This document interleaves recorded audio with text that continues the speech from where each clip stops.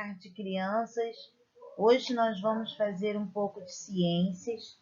Então, vocês vão pegar o livro na página 194, que a gente vai ver um pouquinho sobre o corpo humano. Conhecendo o corpo humano, aí a gente pode observar a pele da mão. Então, com uma lupa, esse instrumento que está na mão, aumentou, né, esse pedacinho onde tem a lupa para a gente enxergar melhor. E a pele da mão é observada com o auxílio da lupa. A pele da mão, obtida, olha aí no roxo, na letra C, por microscópio, colorizada, artificialmente e ampliada 60 vezes. Como você pode perceber acima, muitas estruturas que compõem o corpo humano não podem ser observadas a olho nu. Essas estruturas são organizadas e atuam de maneira coordenada, permitindo que o corpo humano funcione adequadamente. Veja a seguir a organização do corpo humano. O corpo humano é um organismo formado por diferentes sistemas, como os sistemas respiratório, digestório e nervoso. Cada sistema é formado por um conjunto de órgãos que trabalham de maneira coordenada para realizar determinadas funções no organismo. O sistema digestório, por exemplo, é formado por vários órgãos e é responsável pela digestão dos alimentos. Os órgãos são estruturas do corpo humano formadas por diferentes tecidos e que desempenham um papel específico no organismo. O estômago, por exemplo, é um dos órgãos do sistema respiratório, digestório. Os tecidos são conjuntos de células semelhantes que juntas realizam um papel específico. O tecido epitelial é um dos tecidos que compõem o estômago. Aí a gente vê a representação da célula do tecido epitelial da parede interna do estômago humano. As células são as unidades básicas do corpo humano e de todos os outros seres vivos. Elas são a menor estrutura que é capaz de realizar todas as atividades essenciais à existência da vida. Vamos continuar nossa viagem pelo interior do corpo humano, estudando com mais detalhes cada um dos níveis de organização do organismo humano. As células. A gente vê aí a fotografia, um pedaço da cortiça, né, observado por Robert, com o auxílio de um microscópio. Então, em 1595, os fabricantes holandeses de óculos desenvolveram o primeiro microscópio. Em 1667, esse equipamento foi utilizado pelo cientista inglês para observar um pedaço da cortiça. Apesar de apresentarem algumas diferenças, a maioria das células dos animais apresenta uma estrutura básica. As plantas também são seres vivos, e é por isso também que são formadas por células. Veja abaixo a representação da estrutura básica de uma célula animal e a estrutura de uma célula vegetal. Então, a gente está vendo a célula animal, o núcleo, membrana plasmática e a citoplasma. A célula vegetal é a verde, né? A membrana plasmática, núcleo, citoplasma e parede celular.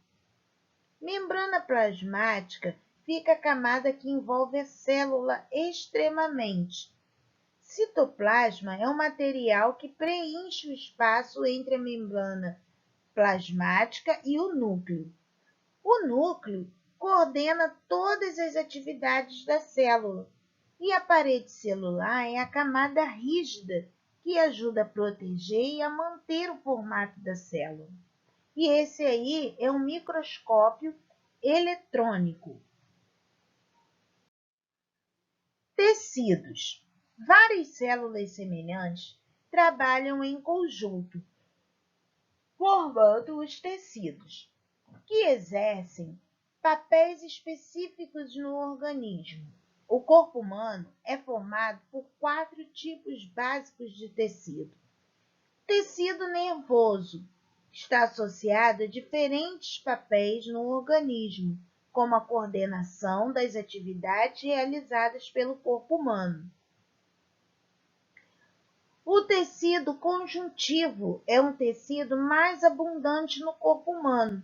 Ele exerce papéis como sustentação do corpo, proteção dos órgãos e a reserva de energia. O tecido muscular está relacionado ao movimento do corpo humano e à manutenção da postura.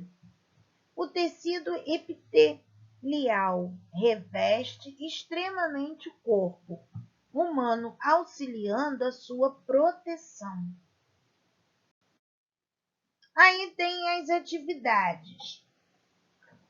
Ordene as palavras abaixo, em ordem crescente do nível de organização do corpo humano. Então, as palavras são célula, organismo, órgão, sistema e tecido. Então, vocês vão colocar célula, tecido, órgão, sistema e organismo. Agora, identifique as partes da célula indicadas na imagem. A parte roxa é o núcleo, o primeiro retângulo lá de cima, membrana plasmática, e o outro é o citoplasma. Que estrutura celular envolve a célula vegetal e está ausente em células animais? Parede celular. Ligue cada tipo celular ao seu respectivo tecido. Então, vocês vão ligar o tecido muscular, olha aí, igual o meu, tecido nervoso e o tecido adiposo. Os órgãos. O coração é um dos inúmeros órgãos do corpo humano e ele é formado principalmente por tecido muscular, mas também possui tecido conjuntivo. Os órgãos desempenham papéis específicos no corpo humano. O coração, por exemplo, bombeia o sangue para que ele seja distribuído para todo o corpo. No corpo humano, há diversos órgãos, como os rins, que filtram o sangue, os pulmões, que realizam as trocas gasosas durante a respiração, e os intestinos, onde os nutrientes são absorvidos.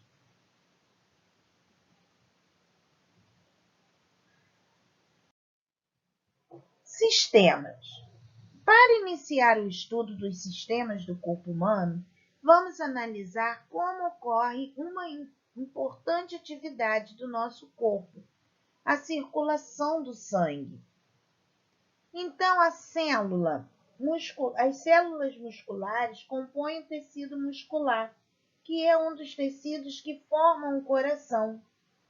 Para que o sangue seja distribuído por todo o corpo, o coração trabalha em conjunto com os vasos sanguíneos.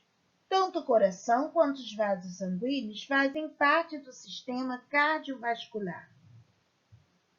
O sistema do corpo humano são formados por diferentes órgãos que trabalham em conjunto para realizar papéis específicos no organismo. O sistema cardiovascular, por exemplo, transporta e distribui nutrientes e gases para todas as células do corpo.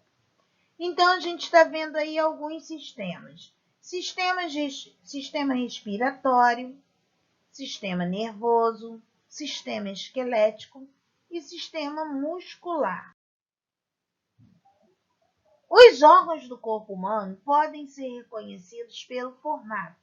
Pinte as peças com um pontinho e descubra o formato aproximado de alguns órgãos.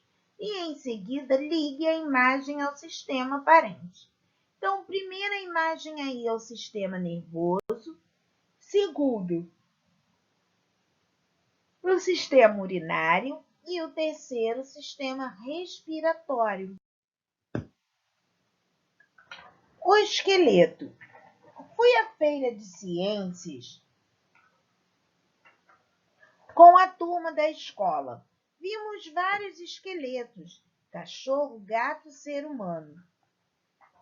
Uma voz cavernosa surgiu detrás de uma cortina. Eu sou vocês amanhã. Era Joãozinho, um colega.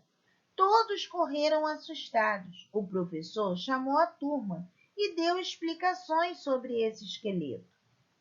O esqueleto humano é o conjunto de ossos que sustentam o nosso corpo e também auxiliam os movimentos. No esqueleto encontramos a cabeça, o tronco e os membros. A coluna vertebral é importante, por isso somos vertebrados. Então, o esqueleto ele serve para sustentar o nosso corpo. Ele serve para que o nosso corpo ele consiga ficar de pé, porque sem os ossos a gente não iria conseguir ficar de pé. De acordo com o poema, temos um esqueleto formado por vários ossos. Para perceber a presença dele, converse com os colegas. Ao responder às questões anteriores, você provavelmente deve ter percebido que em seu corpo existem estruturas rígidas e que o sustentam e ajudam a manter seu formato. Essas estruturas são os ossos que compõem o sistema esquelético do corpo humano. O conjunto de ossos do corpo forma o esqueleto. Além de sustentar o corpo e ajudar a manter seu formato, o esqueleto auxilia na proteção dos órgãos e na movimentação do corpo. Veja a seguir alguns ossos que fazem parte do esqueleto humano. Então, aí a gente está vendo o esqueleto humano visto de frente e o esqueleto humano visto de costas. Então, tem aí a coluna vertebral, a gente pode ver o crânio, a costela, a una, o fêmur, que é o maior osso do corpo humano, olha aí, a tíbia,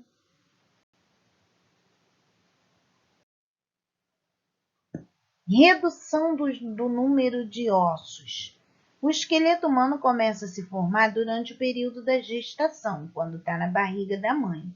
No entanto, quando nascemos, nossos ossos ainda não estão completamente formados.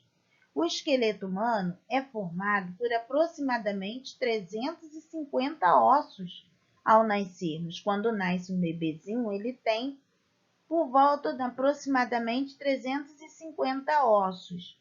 Conforme vão crescendo e se desenvolvendo, a formação dos ossos se completa. Nesse processo, que estende até cerca de 25 anos, muitos ossos se unem aos outros. Assim, a quantia do nosso esqueleto humano é reduzida para 206 ossos. Nasce com 350 e conforme vai crescendo, os ossos vão se juntando. E na fase adulta, depois dos 25 anos, tem 206 ossos. Cuidado com os ossos. Mariana caiu de bicicleta e começou a sentir dor no antebraço. Preocupado, o pai dela a levou ao hospital, onde fizeram alguns exames. Então, olha aí um exame e olha o que aconteceu com o osso de Mariana. Ele está quebrado. As fraturas ósseas, em geral, podem ser reparadas e o tratamento dessas fraturas depende do tipo de lesão. Muitas vezes, a imobilização da parte fraturada faz parte do tratamento. Para isso, utiliza-se gesso. Muitos dos acidentes se resultam na fratura dos ossos e podem ser evitados para isso, precisamos ter alguns cuidados. Então, o que a gente tem que fazer? Não deixar brinquedos espalhados pelo chão, né? Tomar cuidado na hora de atravessar, na hora de estar brincando e subir em árvore, não é? Praticar bastante esporte, comer alimentos ricos em cálcio, tomar leite, comer verdura, né? Legumes, comer sardinha, que tem cálcio e é bom para os ossos. Assim o osso fica forte, os ossos ficam fortes e não quebra à toa. Aí tem uma atividade. Observe as radiografias abaixo. Assinale a radiografia que apresenta fratura óssea. Qual é a que está com o braço quebrado? É a que tem. Isso, a primeira. Qual é o nome do osso fraturado apresentado na radiografia? Rádio é o nome desse osso. O que deve ser feito para reparar a fratura? Deve imobilizar, né, e depois engessar o braço. Alguns ossos do corpo humano são importantes, locais de produção de células de sangue. Escreva a primeira letra de cada imagem e descubra o nome. Medula óssea. Ordene as letras abaixo e descubra o nome de um osso do corpo humano que desempenha esse tipo de papel. Fêmur. Leia a manchete. Alimentação, sol e atividade física garantem formação de ossos fortes. Então, por que é importante mantermos os ossos do corpo fortes? Então, por que a gente precisa manter os ossos fortes, fortalecidos? Para eles não quebrarem, né? Para a gente não ficar fraturando o corpo. Cite 2 alimentos importantes para o fortalecimento dos ossos: leite, peixe, verduras, legumes. A luz solar é essencial para a produção de vitamina D no organismo. Essa vitamina auxilia na absorção de cálcio pelos ossos. Como a luz solar pode influenciar no fortalecimento dos ossos? Então, o sol ele fortalece, né, da vitamina D. Ele dá vitamina D para o nosso corpo, né, para os nossos ossos, fortalecendo o nosso organismo.